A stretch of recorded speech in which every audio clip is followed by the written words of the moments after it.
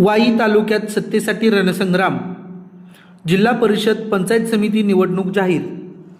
5 February मतदान व 7 फेब्रुवारीला निकाल. वाई तालुक्यातील जिल्हा परिषद व पंचायत समितीच्या पंचवार्षिक निवडणुकीचा अधिकृत कार्यक्रम जाहीर झाला असून सत्तेसाठी थेट रणसंग्राम सुरू झाला आहे. वाईचे प्रांताधिकारी तथा निवडणूक अधिकारी योगेश खैरमोडे यांनी पत्रकार परिषदेत निवडणूक कार्यक्रम जाहीर करताच आचारसंहिता तात्काळ लागू करण्यात आल्याची घोषणा केली आहे. या पत्रकार परिषदेला तहसीलदार सोनाली मेटकरी, नायब तहसीलदार वैभव पवार, गटविकास अधिकारी नारायण घोलप तसेच पोलीस निरीक्षक जितेंद्र शहाणे यांची प्रमुख उपस्थिती होती. निवडणूक शांततेत, पारदर्शक व निर्भय वातावरणात पार पाडण्यासाठी प्रशासनाने सर्व तयारी पूर्ण केल्याचा ठाम विश्वास निवडणूक अधिकारी खैरमोडे यांनी व्यक्त केला आहे. निवडणूक कार्यक्रम जाहीर होताच तालुक्यातील राजकीय वातावरण तापले असून महत्त्वाच्या गट व गणांमध्ये पक्षीय हालचालींना वेग आला आहे. सर्वच राजकीय पक्षांनी मोर्चे बांधणी सुरू केली असून लोकप्रतिनिधींनी प्रत्येक गावातील प्रमुख पदाधिकारी व कार्यकर्त्यांना कामाला लागण्याचे आदेश दिले आहेत. इच्छुक उमेदवारांची धावपळ वाढली असून गावागावात चर्चा, बैठका आणि गुप्त रणनीती आखल्या जात आहेत.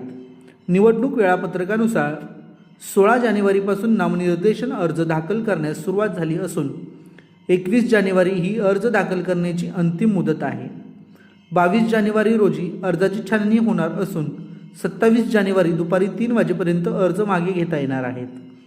28 जानेवारीपासून अधिकृत प्रचाराला सुरुवात होणार आहे. 5 फेब्रुवारीला मतदान तर 7 फेब्रुवारीला वाई शहरातील तहसील कार्यालयात मतमोजणी होणार आहे. वाई तालुक्यातील या निवडणुकीत 4 गट आणि 8 गणांमध्ये मतदान होणार आहे.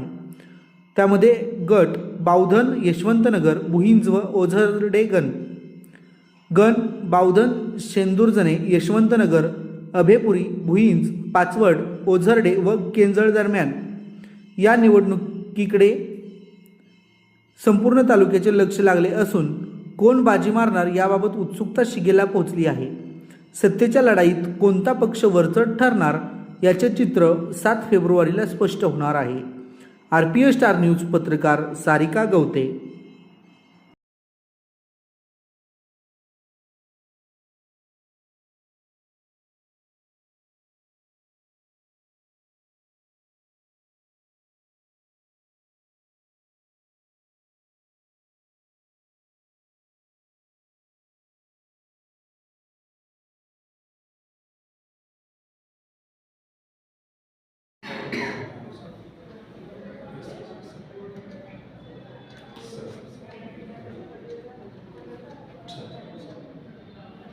आपली 449 काढलेलं आहे आपल्या तालुक्यामध्ये. आणि तुम्ही हे आपण जसं म्हटलं तसं तुम्ही कान नाक डोळे आहे समाजात तुम्ही फिरता वावरता आपण जरूर सांगा. तिथं आम्ही आमची यंत्रणा जिथे काही अडचण होत असेल तिथं आम्हाला तिथे निश्चित 100% कारवाई करतो.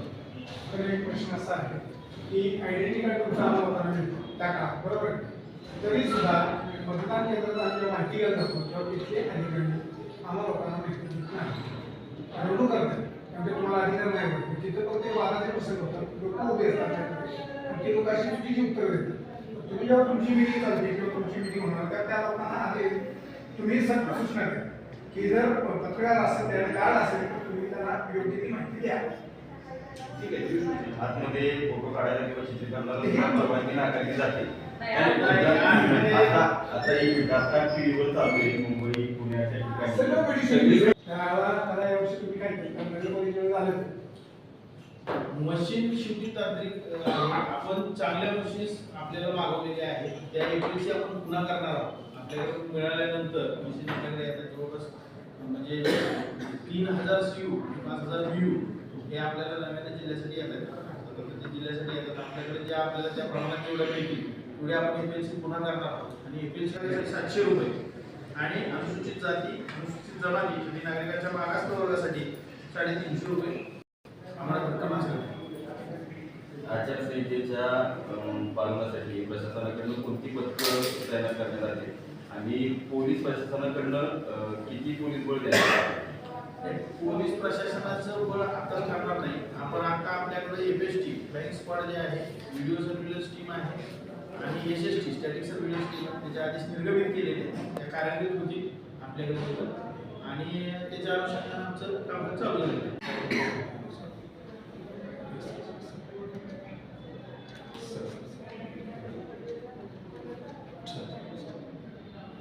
आता आपली 449 आपण विद्युतीकरण केलेलं काढलेलं आहे आपल्या तालुक्यामध्ये आणि तुम्ही हे आपण जसं म्हटलं तसं तुम्ही कान नाक डोळे असते समाजात तुम्ही फिरता वावरता आम्हाला जरूर सांगा तिथं आम्ही आमची यंत्रणा जिथं काही अडचण होत असेल तिथं आम्हाला ते कसं आम्ही तिथे निश्चित 100% कारवाई करतो. तर एक प्रश्न असा आहे की आयडेंटिटी कार्ड तुमचा आम्हाला होताना मिळतो त्या काळात, बरोबर आहे? तरी सुद्धा मतदान केंद्रात आम्ही माहिती घ्यायला जातो तेव्हा तिथले अधिकारी आम्हाला लोकांना माहिती देत नाही, रडू करतात. म्हणजे तुम्हाला अधिकार नाही भेटत. तिथं फक्त वादाचे प्रसंग होतात, लोक उभे असतात त्याकडे आणि ते लोक अशी चुकीची उत्तरं देतात. तुम्ही जेव्हा तुमची मिटिंग चालते किंवा तुमची मिटिंग होणार तर त्या लोकांना आधी तुम्ही सक्त सूचना द्या की जर पत्रकार असेल त्या कार्ड असेल तर तुम्ही त्यांना योग्य ती माहिती द्या. ठीक आहे. आतमध्ये फोटो काढायला किंवा चित्रीकरणाला परवानगी नाकारली जाते. नाही, आता एक आता टीव्हीवर चालू आहे मुंबई पुण्याच्या ठिकाणी